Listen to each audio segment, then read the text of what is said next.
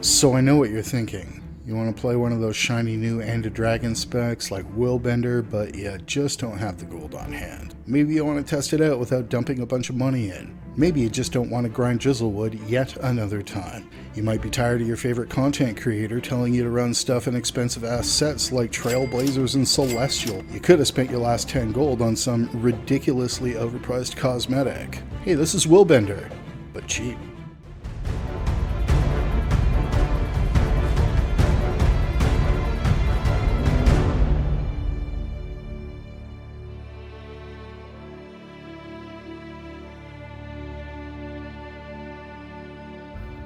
What's good, everyone? You got Mind Circus here with you, and welcome to Willbender, but cheap. Before we get started, if you are new to Guild Wars 2, new to the channel, just haven't done so yet, I am currently farming likes and subscribes in an effort to build the channel, and if you want to hook me up with one of those just below the video, that would be outstanding. And without further ado, let's get into our shopping list. Off the TP, we are going to go ahead and buy the following items. We are going to get 6 superior runes of the Flame Legion. We are going to get an entire set of dire armor, and we could go and get dire armor directly, but why would we do that when there is a cheaper alternative? We are going to be getting Yakington's armor, Yakington's helm, Yakington's pauldrons, Yakington's chest guard, Yakington's gauntlets, Yakington's leg plates, and Yakington's greaves. We are going to go and buy ourselves a dire ceremonial saber of rage, a dire ceremonial torch of rage. We are going to get ourselves breath of flame being an exotic greatsword. We're going to buy ourselves a rabid spine guard. We are going to buy ourselves a traveler's amulet. We're going to need 2 traveler's rings. We will need 2 fangs of Tequatl. We will buy ourselves 2 smoldering sigils. Our entire gold outlay on this will be 9 gold, 35 silver, and 62 copper. Optional gear upgrades on this one will include 6 superior runes of Balthazar and 2 superior sigils of bursting. The Balthazar runes will set us back less than an extra gold, highly worth it if you are not looking to completely cheap out. The bursting sigils, however, a completely different story. We will want to go ahead and get some of these later on down the road. They are, however, running over 13 gold a piece right now on the trading post. I will highly suggest you learn how to craft these.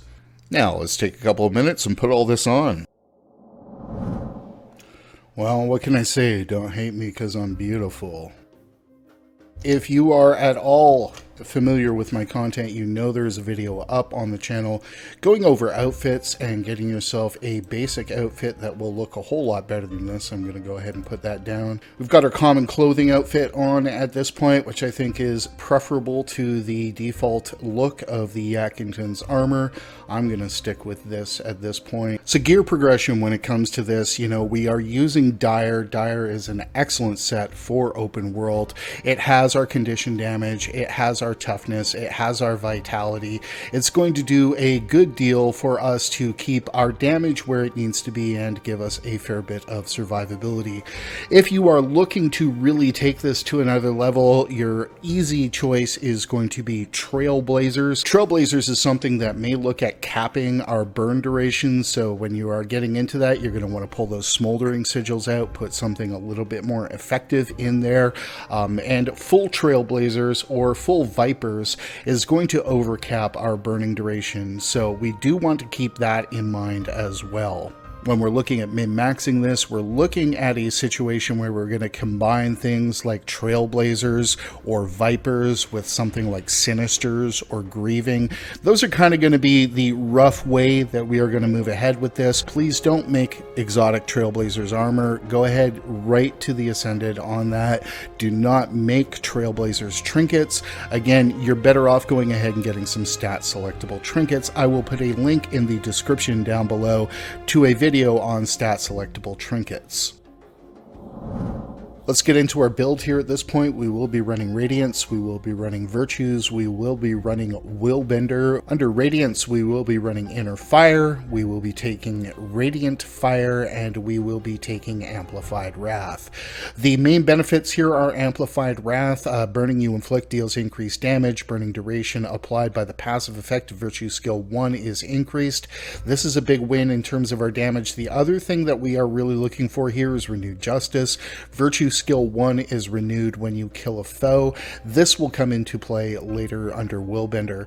Under Virtues, we will be running Master of Consecrations. Consecrations gain reduced recharge and increased duration. This is going to feed right into Purging Flames, which is a big part of our damage, so we definitely want to keep this in place here. We'll be running Inspiring Virtue. Inspiring Virtue strike damage is increased after activating a Virtue. Now, the benefit here is not as big as we might hope, considering our lack of power damage. Absolute Resolve also not a bad choice here, particularly if you're running into situations where conditions are coming into play, and this is specifically speaking once we get to Icebrood Saga content or into the End of Dragons content. This will probably be a bigger value to us. For the rest, we will keep Inspiring Virtue on. Finally, Permeating Wrath, the passive effect, Virtue Skill 1, triggers more quickly and now burns in an area. This is a straight up DPS increase. Let's look here under Willbender. Under Willbender, we'll be running Searing Pact, gain condition damage, which is good. This is going to feed right into our damage. Willbender Flames now inflict burning on foes they strike. Obviously, this is a straight up damage increase. We'll be running Holy Reckoning. Triggered virtue effects now grant might in addition to their bonuses. Now, this is feeding into our Renewed Justice skill here. Basically, what's going to happen is foes are dying. We're going to get this coming back on a much more regular basis. We'll be firing this off cooldown. It'll be a really big part of our damage, and this is the synergy that is going to provide a fair bit of value to us in terms of Fury and Might. Finally, we will be running Tyrant's Momentum. Lethal tempo grants increased damage but has reduced duration. Justice's duration is modified.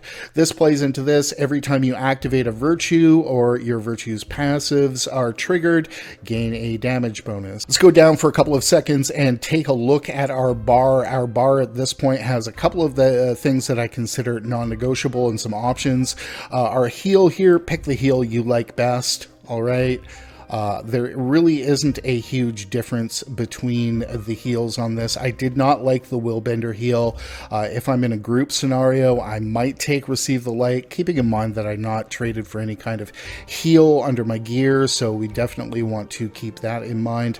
But overall speaking, the block comes in really handy here. This is a full 2-second block as we are healing. Again, I'll state that Purging Flames our biggest value here, so we're definitely going to want to take that. When it comes to our next one here, I really like Whirling Light. Whirling Light, one of the new Willbender physical skills, is going to provide us some burning, some weakness. It's a DPS increase. It's also a lot of fun. It's a combo finisher for Whirl. We'll go over that in the gameplay section. For a stun break, I am taking Stand Your Ground. Now, let's talk about the stun break here for a couple of seconds. If you are in scenarios where you do not need a stun break, a lot of Corteria being a very good example of that, swapping this out is going to be a really big value for you. There are other stun breaks in the kit. That said, this is also 6 seconds of stability and 5 stacks of it. Couple other options here with this one are Signet of Wrath, which will grant us increased condition damage. This is a straight up DPS increase, and some Immobilize, so a little bit of breakbar hate here. Another option would obviously be the Bane Signet, which will increase our power, which isn't a huge DPS increase.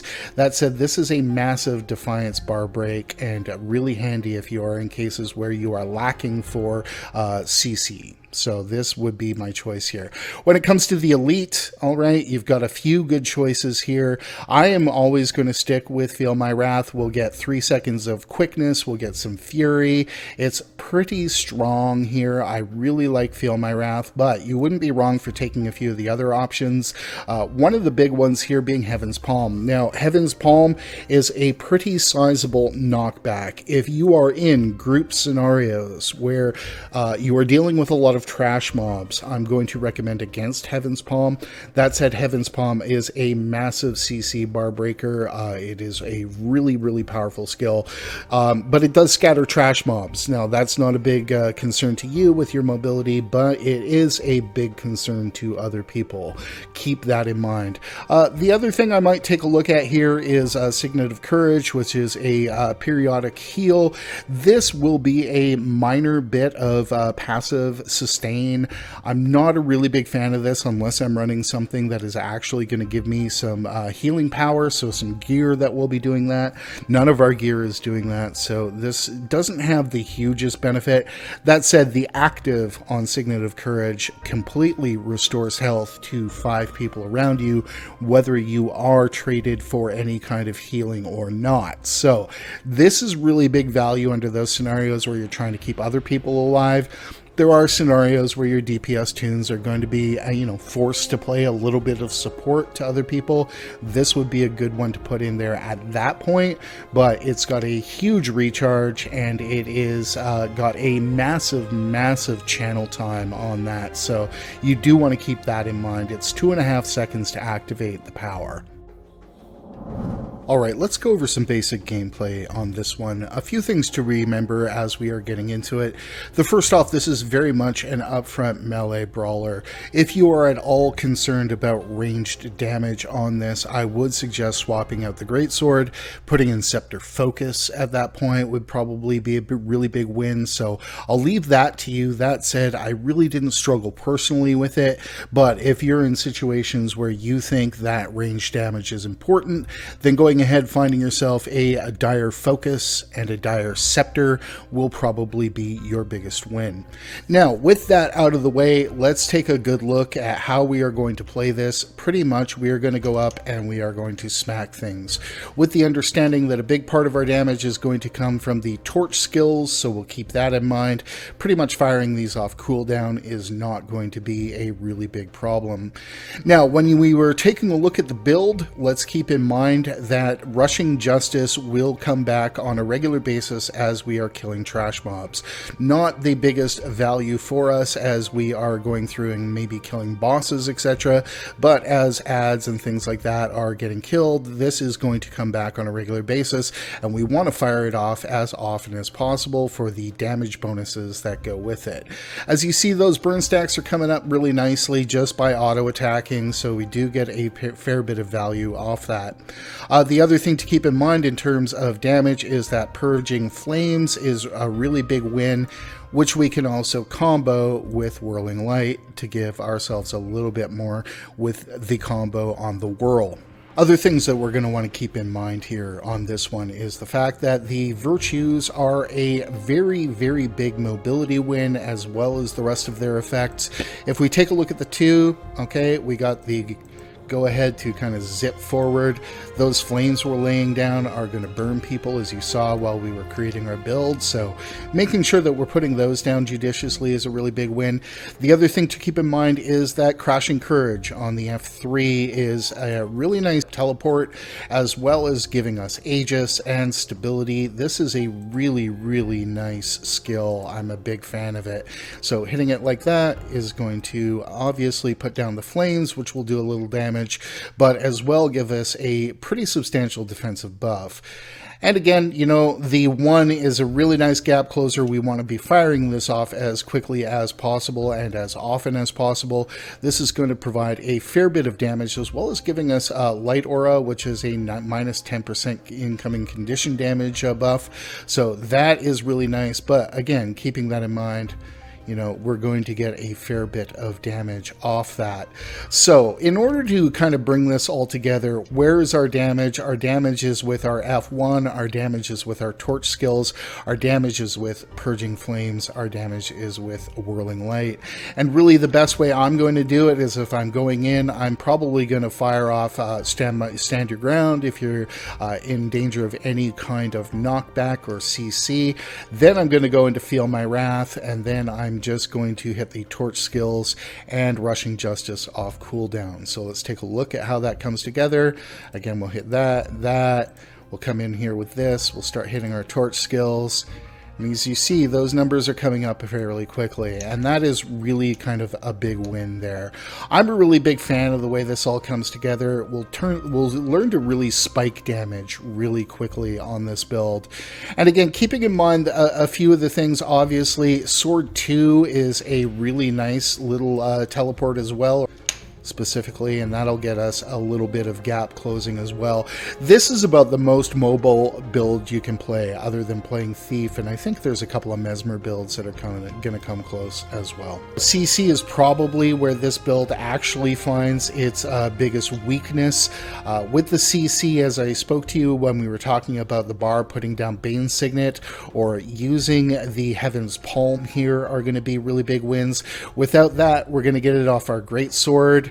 Okay, now when we hit Greatsword 5, and then we hit it again, we'll get a pull off that. That's a substantial amount of break bar hate right there, and that's really the big value of the Greatsword. Greatsword also is going to give us some really nice AoE off the 2, so if we go like that, there's a really wide range of effect on these two skills, so that is kind of the win there.